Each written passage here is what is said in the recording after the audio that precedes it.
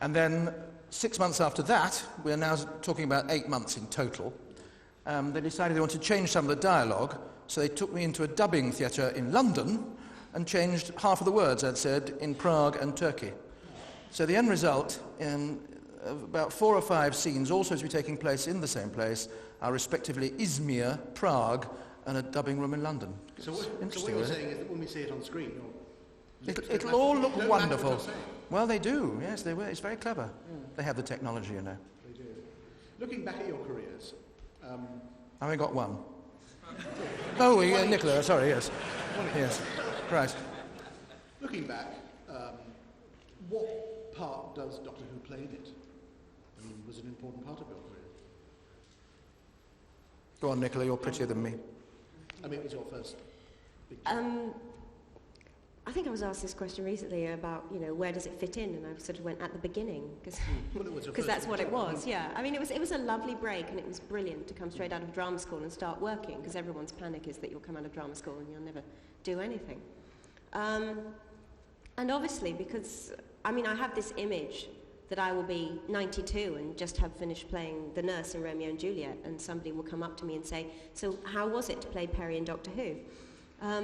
It's obviously a part that is going to stay with me, unlike some other television series, parts don't stay with you, because of you. Because you care so much about the show, because you're all here, because you're a very devoted group of fans, and therefore that part becomes more important. And so therefore it's more important in my life than perhaps any other television part or role that you may do. Colin? Yes, obviously. In the 25 years I've been an actor, there haven't been many other programmes I've done whereby I could come and sit on a sofa and expect, I don't know how many 100 people are here today. Can you all see all right? Over here. Now! So, in the sense that it's attracted the kind of following and devotion to a programme that this one does, yes, of course, it's to play the largest part in my career, even though I've done other things that perhaps, in a sense, were as high profile. And it's not all good. There's a bit of it bad in terms of getting other work on television at the moment.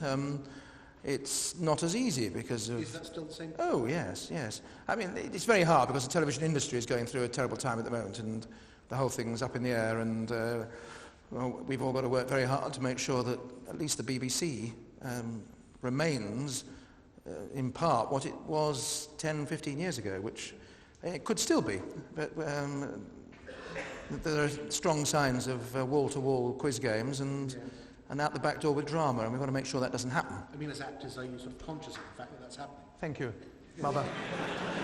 A clap. You said you weren't coming, Mum. But we've got to protect the BBC and make sure that it doesn't stay in the hands of... you need administrators, you need people to... But I'd like to see the programme makers up there again, and we need good programmes, and the BBC can make good programmes. But as actors, are you conscious of the fact that it all seems to be going down the variety game show? Oh, no, well, variety's dead as well. I mean, there's not much variety left, and that's another sad thing. But yes, it is. And it's all budget-led, and they're very cheap programmes to make, and people love them. If people started to say, I don't want to see a game show, I want to see another episode of, let's say, Doctor Who, then that's what the programme makers will do. We're the ones who drive it, yes. So we've got to be heard. So, but that question arose out of you asking me how it fitted into my career. Huge, of course. Did it come at a good moment for you? Yeah. Well, yes. Who can tell? You need an alternative to compare it with. I don't know what would have happened otherwise. But I've heard this... I'd certainly be at home having lunch at the moment if I hadn't done Doctor Who. Right. I've heard that you actually got the part via entertaining at a party. Is that right? That is the story that JNT tells, yes. What do you tell? Well, I mean, he's the one who gave me the part, so I don't know. I certainly was at a wedding reception, and it was one of those days when I was in a good mood, and... Well, you know, we all have those days, don't we? You know, when we think we're witty and entertaining. Oh, God help us all. And that particular day, I apparently was. And John said, ooh, that's the guy I want to be Doctor Who. Pure luck. Right. Pure luck. Could have been anybody else. Could have been you there. And I could be sitting in that chair now, interviewing you. And then the people over there would be able to see me.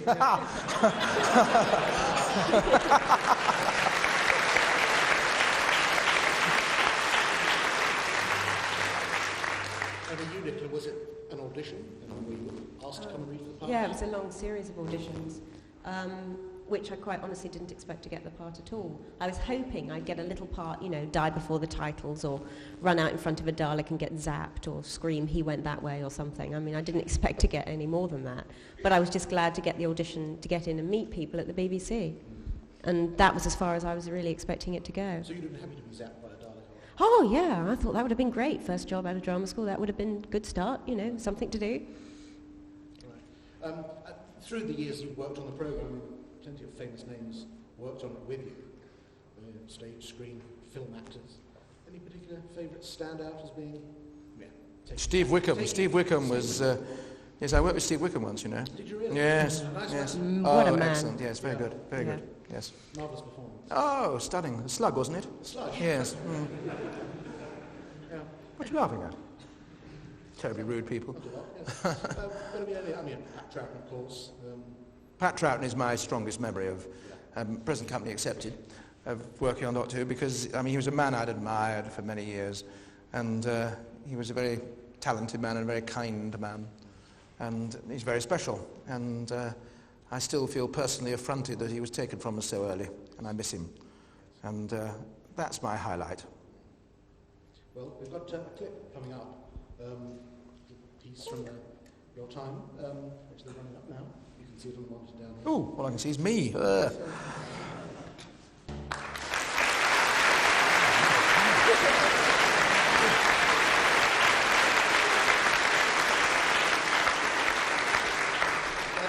One or two things have changed, haven't they? There was a really nice relationship between you there on the screen.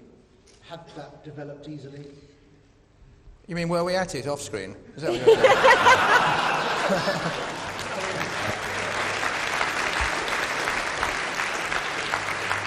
Mind your own business, Steve. It's a very personal question, Steve. I wasn't asking that specifically, but if you want to answer that.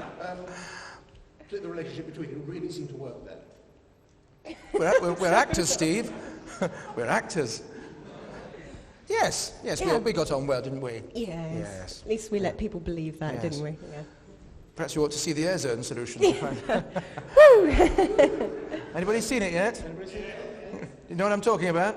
Yes, right, thank you very much. Which brings us to the Oh, the air zone solution. Good Lord, I've got a trailer here.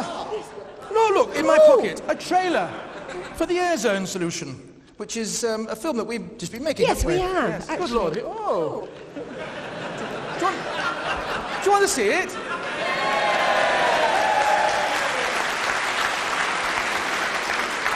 Hang on, get me out here.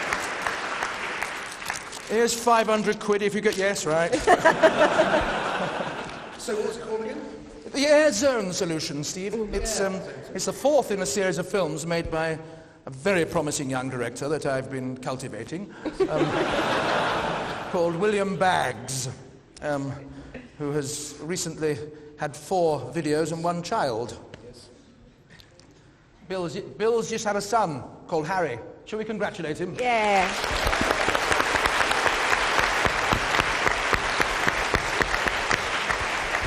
I think I also ought to indicate that his wife Helen had something to do with it as well. Before all the feminists amongst you say, typical man, Bill's had a son. Yes. But these are the Stranger videos, The Stranger and Miss Brown. Yes. Small world. Obviously, at the beginning, you must have known that there were going to be comparisons. Well, after we made a Strange. couple of them, we realised there were similarities. Yeah. Yes, but it was purely fortuitous. In what way? Well, I was playing one part and Nicola was playing the other. Really. Yes. Yes. Oh, looks like it's Was it on the going to be screen. on? It's on the screen. Shall we have a look? Are we ready to go? Hey, it looks really good, doesn't it?